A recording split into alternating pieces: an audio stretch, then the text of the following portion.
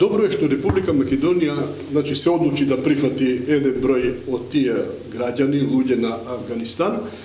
Бидејќи Македонија беше 19 години, значи нашите мировници у секцији ние имаме преку близу 3.600 во сите тие ротации луѓе кои поминаа во Афганистан.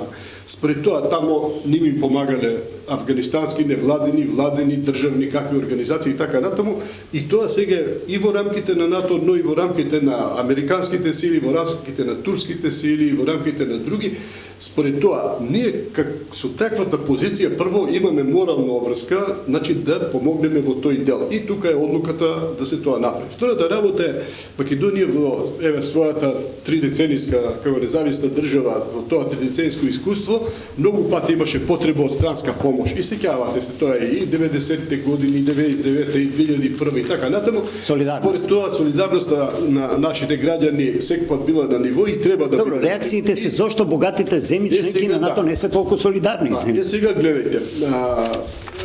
Тоа се сега национални политики. Ако погледнете во Европската унија, например, Маđarска има сосема кон бегалската криза сосема друг однос. Тие донесува закон и не прима никој. За НАТО се смета дека е поорганизирана организација од Европската унија, хиерархија покомпактна е во носењето одлуки. Сепак е тоа воена организација, нели? Колку да е и политичка. Се надам дека како ќе оди. За разлика од европската бирократија. Значи, зависи од тоа, зависи се изчекува да видиме како ќе одат. Има таму разни процени.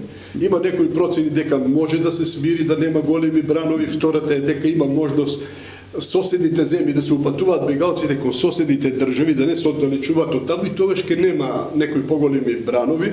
Има проценка дека може да има 4-5 до 7 милиона, има проценка дека може да има луѓе кои би побегнале буквално од Афганистан.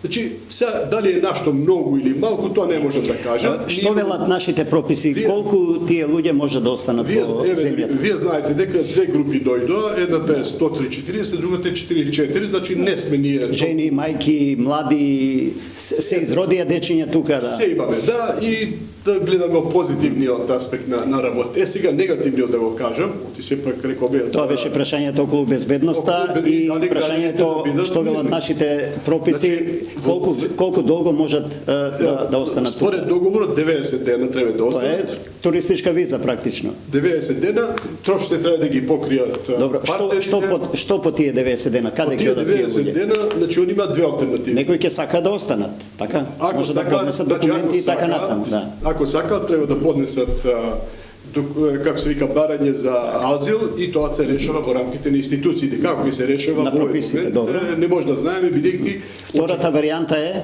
каде би заминале тие луѓе? Да, они би заминале, ако гледате од Косово, веќе една група отиде за Англија. Така да тоа ќе биде организирано, вие добро рековте, НАТО има искуство. Бидејќи сте условно да речам ќе погрешам во терминот безбедњак на некој начин во воениот дел, ги познавате и во теоријата и во вашата пракса, тоа беа ваши предмети и на факултет на илјадници студенти сте предавале. Може ли меѓу овие илјада и нешто луѓе да има и екстремисти, она што ја вознемирува јавноста? Ни се случаја некои несреќи, може ли тоа да се поврзе на некој начин? Не алудирам на ништо, не ни спомнувам несреќа, но во име на јавноста го поставам прашањето. Јас сакам тоа да го кажам, значи има одредени безбедносни ризици од тоа прашање. Значи можеби, како што беше претходниот од сириските бегалци, значи во нив да поминат и луѓе кои што се екстремни настроени. Од ИСИЛ имаме. Ние имаме сега еден, да речам, еден предизвик. Дали сега ние имаме некаде, да не спорувам бројка, меѓутоа официјално над 100 души повратници од војните во Сирија и во ова. Имаме припадници на ИСИЛ биле. Значи, сега со овие бегалци од Афганистан излегува се најбенигната категорија, нели најбезопасна? Сега да, не може да се рече затоа што и меѓу нив немаме, се уште немаме доволно податоци. Имаат ли нашите служби капацитет тоа да го истражат?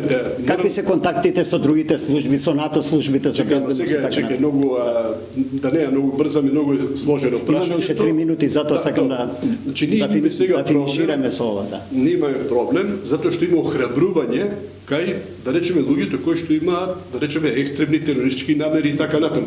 Ние имаме луѓе кои овде се и осудени, се во затвор, и имаме луѓе кои се пасивизираат. Сега има една проценка, не наша, и наша, ама и општо на службите на НАТО и на Европска унија, дека некои луѓе и тука, ама и понастрана, сега можат да се охрабрат или да се оживеат, да речеме.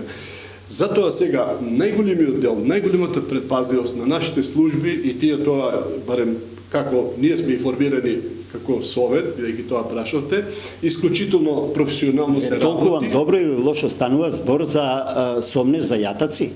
И тоа е можност и така радо. Не кај нас, општо земено по рутите има јатаци. И у Македонија сигурно има. Ние нешто знаеме, нешто може би и не знаеме. Но да речеме, затоа сега службите работат 24 часа, секој човек, значи на база на податоците што ги носи со себе, има дел кој нема со нив документација, но сето тоа заедно со НАТО и со партнерски земји кои што работат со нас се разменуваат информации, тие луѓе значи добиваат и се надевам. Значи, треба да работиме на превенција да не се случи ова. Сега и уште една реченица да ви кажам и тука ќе завршам. Значи, имаме проблем околу, да речам, верскиот дел. Например, тие бара простори нели за верските обреди и се обезбедуваат простори во хотелите, во каде се сместени, но сега има иницијатива од неколку, да речам, џами и така натаму. Од овдешни свештени лица да ги примат во џами. И тоа веќе станува, значи тоа исто станува веќе проблем. Значи се анализираат, значи сите ризици. Добро, но ако има еден ден определен за тоа или еден час кога тие или два може таму да бидат под некаква контрола, бидејќи не се уште слободни граѓани, може и тоа веројатно да се регулира. Значи е сложено прашањето, не треба да бидеме загрижени, да речеме загрижува по социјалните мрежи, почна да има и закани, тоа се луѓе кои имаат своји судбини,